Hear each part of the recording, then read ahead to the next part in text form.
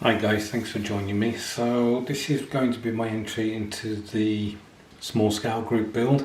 I've had a word with Bryan and he's okay with me doing military stuff so long as I said to him that I didn't have any shooty things sticking out of various places and didn't use tracked vehicles.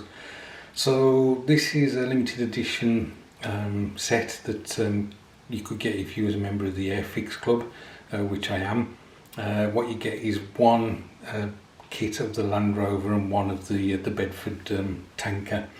So I intend to build the Royal Navy Land Rover, and then I'll probably build this one up here as well, and hoping that the straightforward colour schemes will just mean that there'll be nice simple builds, although I will have to mask off the roof section in order to get that line between the white and the blue.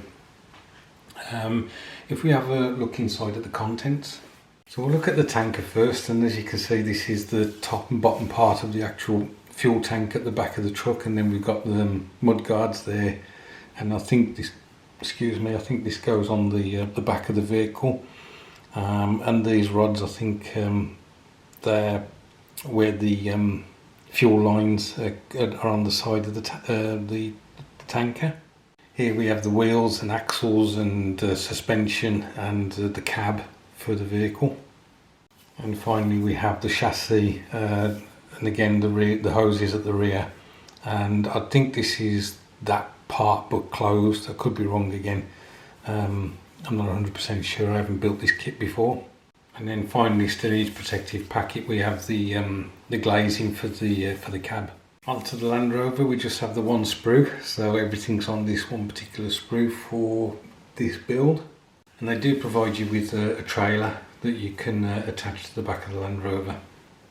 And here we have another clear sprue, and you've got the rear of the Land Rover, the windows for that, and then you've got obviously the windscreen and side windows for the cab. Here are the decals for both vehicles. I certainly won't be doing this one, which is one of the Land Rovers, and this is all across the top of the roof. I won't be using that. But still a nicely printed sheet, and hopefully those will behave for me. So a very nice colour sheet here showing you the different paints that you need to use, and obviously the decal call out. I do like the way this is presented, and on the reverse you have the colour call outs and decal call outs for the Land Rover. So not much in the way of construction really, which is one of the reasons why I chose them.